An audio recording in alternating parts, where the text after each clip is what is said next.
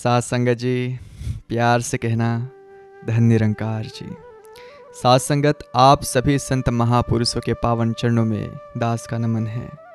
आज सदगुरु ने यह सुंदर अवसर बख्शा है कि हम सब मिलकर इस निरंकार प्रभु की चर्चा कर सकें। दातार कृपा करे जो वचन सदगुरु ने हमें समझाए हैं वे केवल जुबान तक ना रहे, बल्कि हमारे कर्मों और हमारे जीवन में ढल जाए। साथ संगत जी, आज संसार में इंसान किस चीज़ के पीछे भाग रहा है?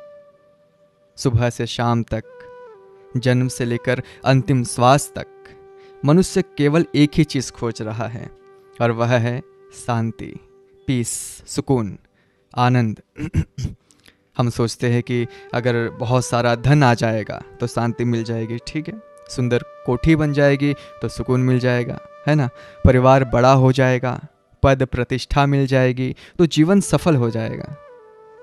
लेकिन साथ संगत जी, हम अपने आसपास देखते हैं जिनके पास यह सब कुछ है, क्या वे वाकई ही शांत है? नहीं। सदगुरु बाबा जी अक्सर समझाते थे कि महलों में रहने वाले भी रोते देखे हैं और फुटपाथ पर सोने वाले भी चैन की नींद सोते देखे हैं। तो फिर यह सच्ची और शाश्वत शांति है कहाँ? संपूर्ण अवतार वाणी में भी शहंशाह जी फरमाते हैं कि सुखा दे मणि पास है तेरे, बाहर लबदा फिर दाए। वह सुखों की मणि, वह शांति तो हमारे भीतर है, लेकिन हम उसे बाहर संसार के भोगों में ढूंढ रहे हैं। साथ संगत जी, संसार की चीजों में जो सुख नजर आता है वह क्षणिक है। शास्त्रों में भी कहा है कि जो भोग शुरू में अमृत जैसे लगते हैं उनका परिणाम बाद में विष जैसा होता है। यह संसार की चकाचौंध हमें फंसाती रहती है, लेकिन आत्मा की प्यास नहीं बुझाती। आत्मा की प्यास तो केवल परमात्मा के मिलाव से बुझती है। साथ संगत जी, शांति के 3 मार्ग संतों ने बताए हैं। कौन कौन से? पहला, ज्ञान। जब सदगुरु की कृपा से इस घट घटवासी निरंकार का बोध हो जाता है, हमें पता चल जाता है कि हम कौन है और यह जगत क्या है, तो मन टिक जाता है। दूसरा है त्याग। लेकिन सदगुरु ने हमें घर बार छोड़कर जंगल में जाने वाला त्याग नहीं सिखाया। यहाँ त्याग का मतलब है मन से विकारों का त्याग, नफरत का त्याग। और तीसरा है संतो सबसे सुगम मार्ग है, बढ़िया, सिमरन। दास अक्सर देखता है, हम कहते हैं महात्मा जी समय ही नहीं मिलता, ऑफिस की भाग दौड़ है, घर की जिम्मेदारियां है, 14-14 घंटे काम करने पड़ते हैं, सिमरन कब करें? साथ संगत जी, सदगुरु माता जी हमें यही तो समझा रहे हैं कि भक्ति और गृहस्थ अलग अलग नहीं है। यह मिशन तो है ही गृहस्थ संतों का। हमें काम छोड़कर कोने में नहीं बैठना। एक बहुत सुंदर युक्ति है संतों, जो अभी हम विचार कर रहे थे। आप काम पर है, ऑफिस में है, दुकान पर है, हाथ काम करते रहे लेकिन मन इस निरंकार के साथ जुड़ा रहे। जैसे एक माँ अपने बच्चे को सुलाकर काम में लग जाती है, पर उसका ध्यान संतो सुरती पल्ले में सोए बच्चे पर ही रहता है, वैसे ही हमें हाथ कारवल ते दिल यारवल रखना है। जीवन का कोई भी फल खाली ना जाए। जब भी बीच में 2 मिनट का समय मिले, मन ही मन कहिए, तू ही निरंकार, मैं तेरी शरणहार, मैनू बख्श लो। कोई माला फेरने की जरूरत नहीं, यह मन की माला है संतो। आप चाहे तो काम करते हुए मन में कोई काउंटर रख ले, या फिर हर श्वास के साथ इसका शुक्राना करें। और साथ संगत, एक बहुत प्यारी बात जो हमें अपनानी चाहिए, जब आप दिन भर का काम करके 12-14 घंटे के मेहनत के बाद घर लौटे या फिर सोने लगे, तो 1 मिनट के लिए आंखें बंद करें, अपने सदगुरु के इस निरंकार के ध्यान में जाए और अरदास करे कि हे सच्चे पातशाह, आज का यह पूरा दिन, यह मेहनत, यह कमाई, यह सब आपकी दी हुई ताकत से हुआ है। यह सब तेरा है और मैं इसे तुझको ही समर्पित करता हूँ। तेरा तुझको सौंप दे, क्या लागे मेरा। जब हम कृष्णार अर्पण नमस्तु या फिर सदगुरु अर्पण के भाव से जीते हैं, तो कर्म का बोझ हमारे सिर पर नहीं रहता, हम हल्के हो जाते हैं, है ना। यही तो सहज अवस्था है।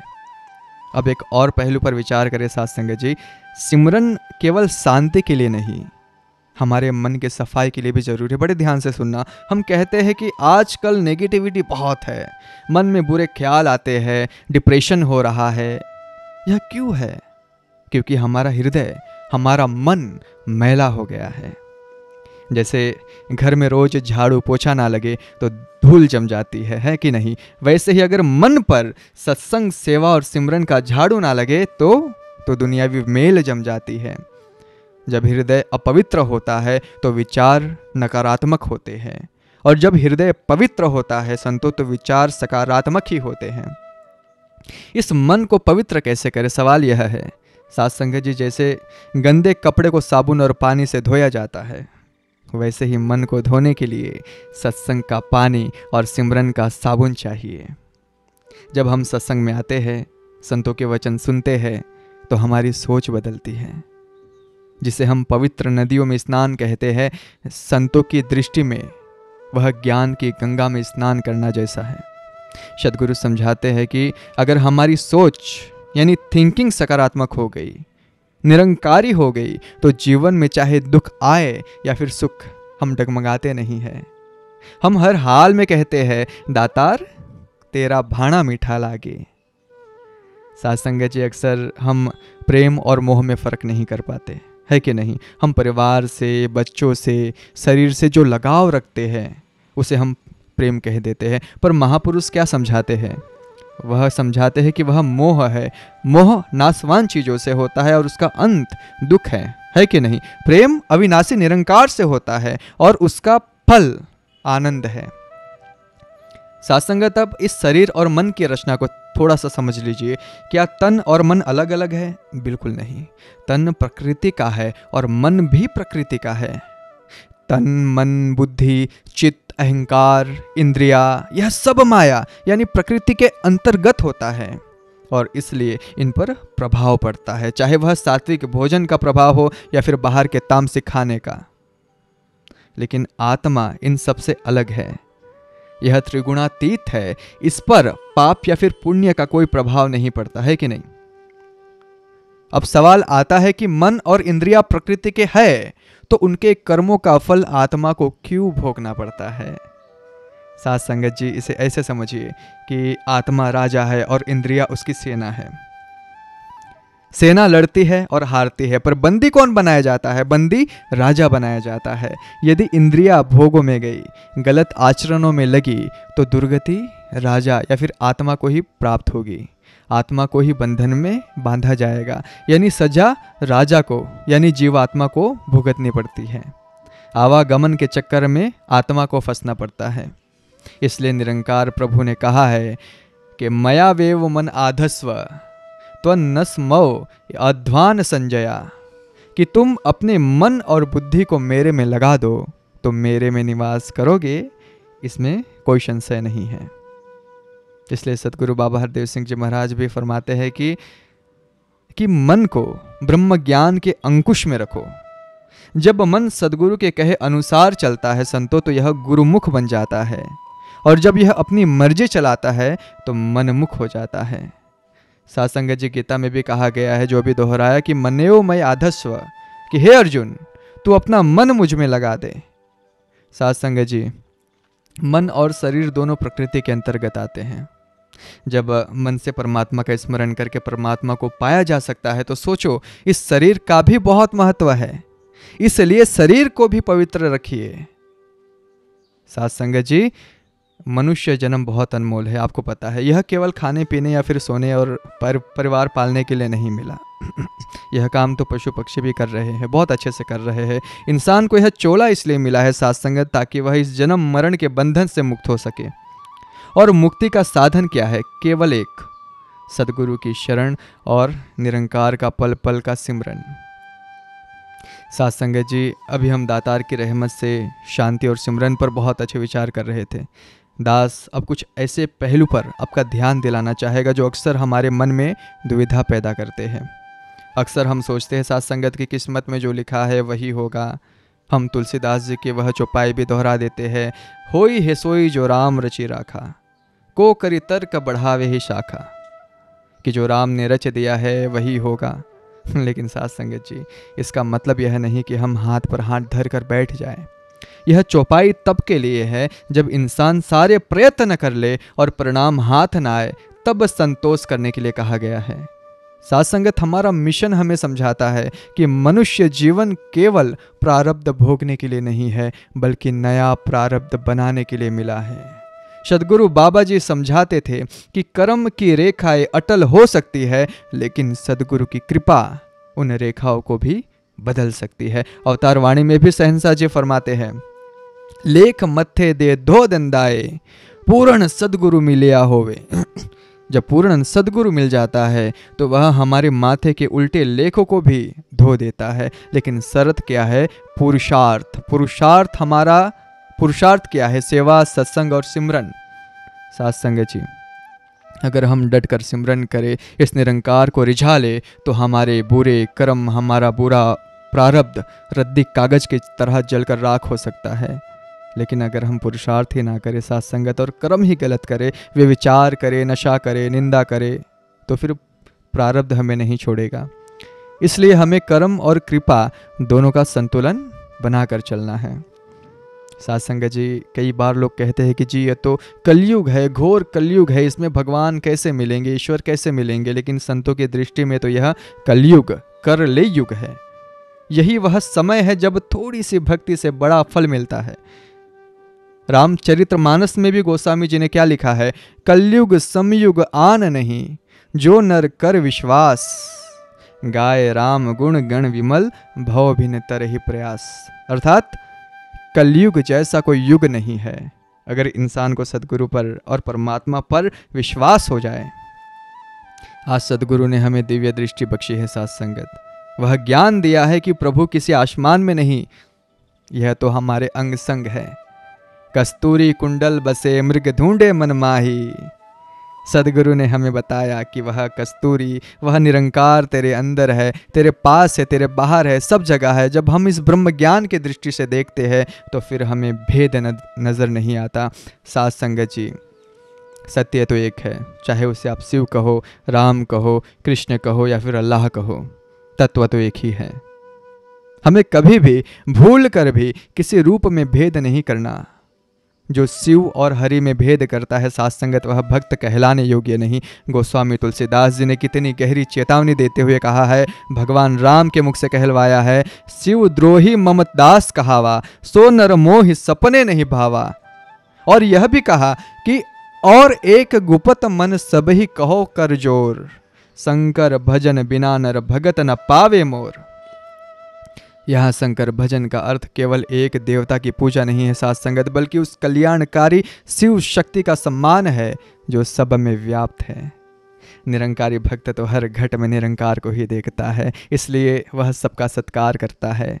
हम धन निरंकार बोलकर सबके चरणों में झुकते हैं, क्योंकि हमें सब में मेरा राम, मेरा श्याम, मेरा निरंकार नजर आता है।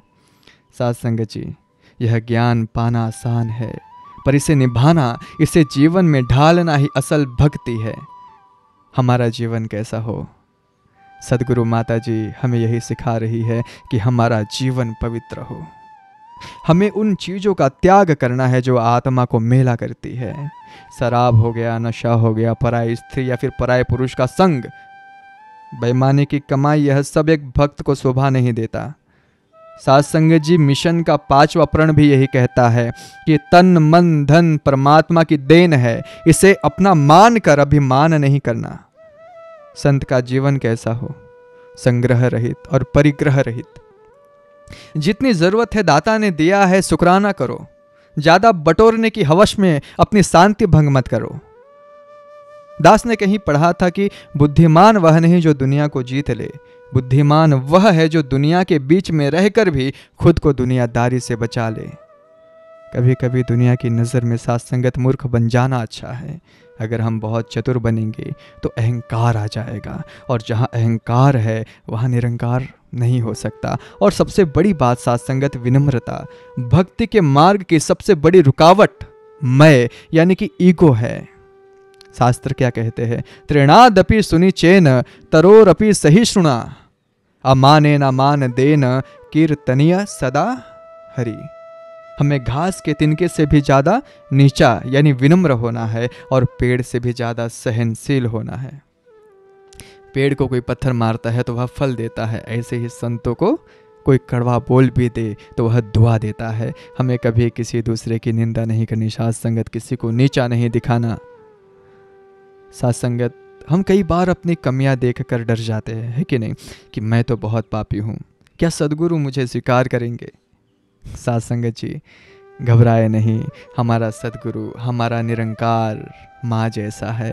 जैसे एक छोटा बच्चा मिट्टी में खेल कर गंदा होकर आता है तो माँ उसे दुत्कारती नहीं, वह उसे नहलाती है, धुलाती है और गोदी में उठा लेती है। ठीक वैसे ही साथ संगत हमारा प्रभु है। जन अवगुण प्रभु मान न काऊ, दीन बंधु अति मृदुल स्वभाव। सुरति न प्रभु चित चूक किए की, करत सुरत सब वारी की। यह दीन बंधु प्रभु हमारे अवगुणों को याद नहीं रखता, यह तो बस यह देखता है कि अब मेरा बंदा मेरी शरण में आ गया है। जैसे ही हम कहते हैं बख्श लो, यह सब कुछ माफ कर देता है, सब कुछ। अंत में साथ संगत जी दास एक छोटी सी विनती, एक अभ्यास आपके चरणों में रखना चाहेगा। अगर हम चाहते हैं कि हमारा जीवन बदल जाए, हमारे घर से क्लेश मिट जाए, मन की बेचैनी मिट जाए, तो एक नियम बना लें, सिर्फ एक। हम 24 घंटे सांस लेते हैं पर ध्यान नहीं देते। कोशिश करें हर थोड़ी देर बाद, चाहे हर 5 मिनट में या फिर जब भी याद आए, एक पल रुके और मन ही मन बोले, तू ही निरंकार, तू ही निरंकार। घड़ी देखकर अभ्यास करें। जब हम बार बार हर 5 या फिर 10 मिनट में मन को संसार से खींचकर इस निरंकार पर लाएंगे तो धीरे धीरे यह हमारी आदत बन जाएगी। फिर हमें कोशिश नहीं करनी पड़ेगी, हमारी हर श्वास साथ संगत सिमरन बन जाएगी। सांस सांस सिमरो गोविंद वाली अवस्था आ जाएगी।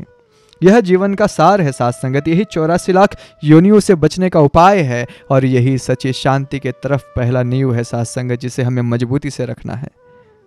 आओ साथ संगत हम सब मिलकर सदगुरु के चरणों में अरदास करें।